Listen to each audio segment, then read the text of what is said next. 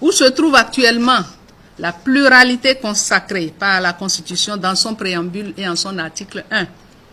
C'est clair dans le préambule qu'il faut des élections plurielles. Où se trouve l'article 36 de notre Constitution qui interdit la pose d'actes discriminatoires.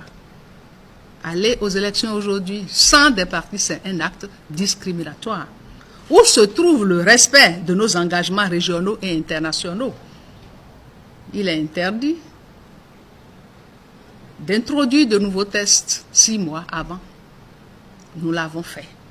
Après ces questions que moi je me suis posée naturellement, et je sais que beaucoup de Béninois se posent, ma démarche, il faut le comprendre, est celle d'une mère. Avant d'être celle d'une femme politique qui voit venir le danger partagé par tout le monde. Parce que tout le monde sait qu'il y a un danger qui se profile à l'horizon. Je ne saurais donc rester insensible et indifférente. Ce serait criminel de ma part. De ce point de vue, je fais observer que l'un n'est ni aux récriminations ni aux condamnations, encore moins à l'arrogance futile d'un vainqueur ou au ressentiment d'un vaincu humilié. L'heure est à la prise de conscience patriotique pour sauver le pays. L'heure est à l'humilité. Soyons humbles. Je nous invite donc à réunir à tout prix les conditions d'une élection inclusive au lieu de foncer tête baissée vers une élection pseudo-légale et exclusive. Pour cela, je voudrais humblement m'adresser au président de la République pour lui demander de faire usage des prérogatives qui sont les siennes pour ramener le calme et sauver le modèle de la démocratie béninoise. C'est un modèle. Parti de la conférence nationale, le Bénin a fait une marche. Nous n'avons pas du pétrole, nous n'avons pas de l'or, nous n'avons pas d'autres richesses. Et ce label est notre principale richesse. Faisons tout pour sauver ce label. Et le président le peut. Il a les clés pour le faire. Et l'histoire le lui revaudra. La sagesse populaire de chez nous nous enseigne, Monsieur le Président. Et ma toufie et notre toufie gossian. Lorsqu'on ne sait pas où l'on va, on sait au moins d'où l'on vient. Et la technique juridique aujourd'hui oblige à mettre en œuvre cet adage. Quel est le problème? Quel est le problème aujourd'hui? C'est l'engagement de notre pays de ne pas réviser les tests électoraux dans les 6 mois qui précèdent les élections, sauf consensus. Et le consensus dont il est question ici est loin d'être le consensus parlementaire. Il est celui de tous les acteurs politiques.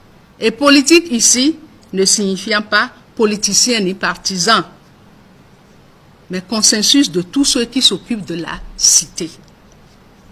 Il me plaît, à ce niveau, de faire un commentaire. Le code électoral, entré en vigueur le 9 octobre 2018, n'a totalisé les 6 mois d'existence qui est 9 avril 2019. Donc, au 26 février 2019, date de clôture du dépôt des dossiers à la Sénat, où ce code est appliqué aux partis politiques, il ne totalisait pas les 6 mois requis par le protocole de la CEDEAO.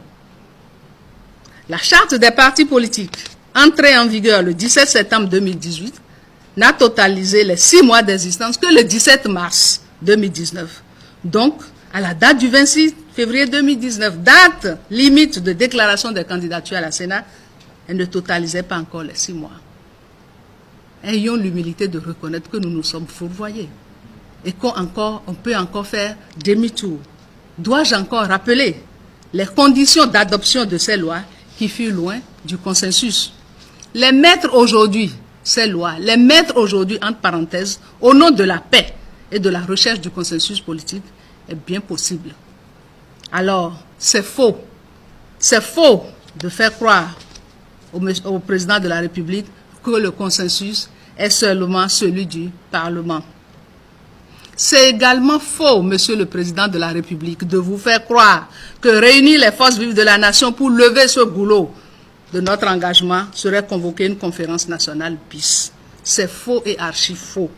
Monsieur le Président de la République, les acteurs du passé dont nous connaissons tous la pratique et les conseils prodigués auparavant ne sont pas les plus indiqués pour vous entourer et vous prendre en otage.